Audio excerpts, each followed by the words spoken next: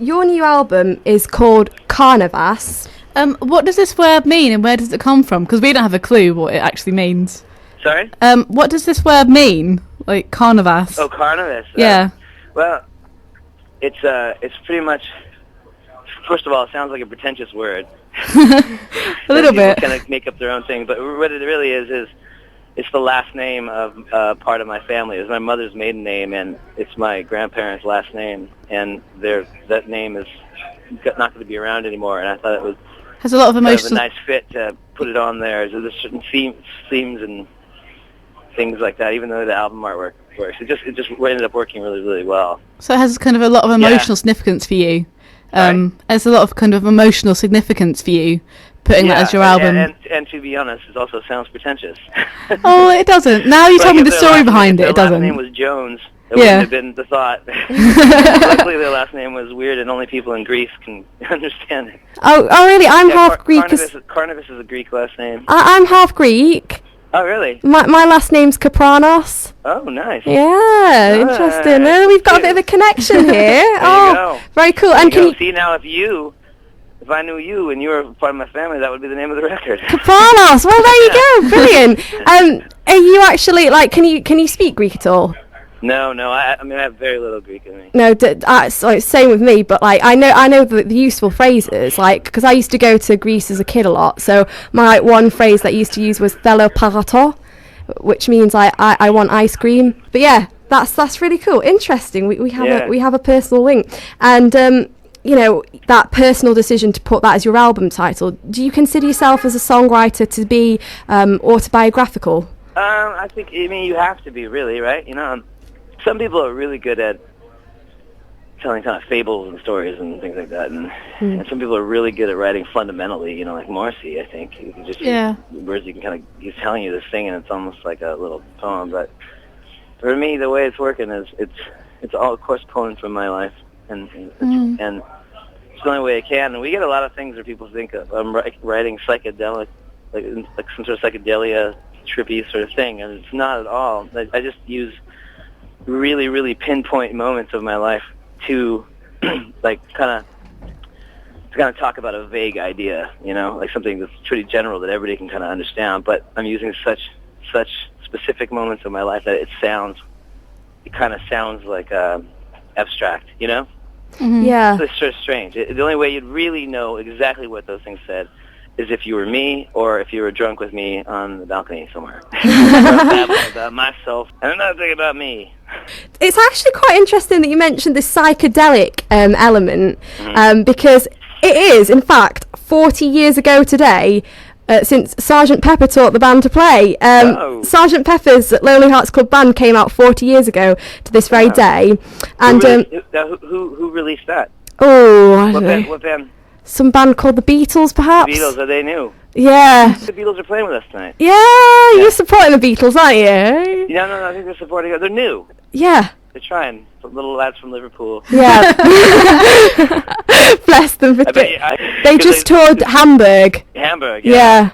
I think they're quite big there. Those are my favorite days of the Beatles, really. The Hamburg days, yeah. Oh, yeah, because they were just like punky kids, just ripping it, I'm glad you're a Beatle fan, actually, because... I'm a human. I'm a massive Beatle fan. But the question I wanted to ask you is...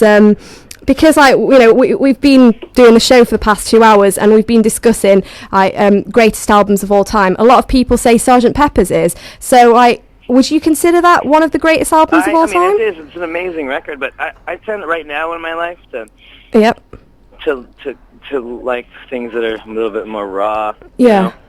And I would pull earlier Beatles records like that. Sgt. Pepper's, it's a great record. I mean, you can't knock that record. I'm not going to go and that's awful. Yeah. But there's a great moment in the anthology, the Beatles anthology. Oh, I have those albums. Yeah. Too, where I think George and Ringo talked about how they learned to play chess when they made that record because they were so bored.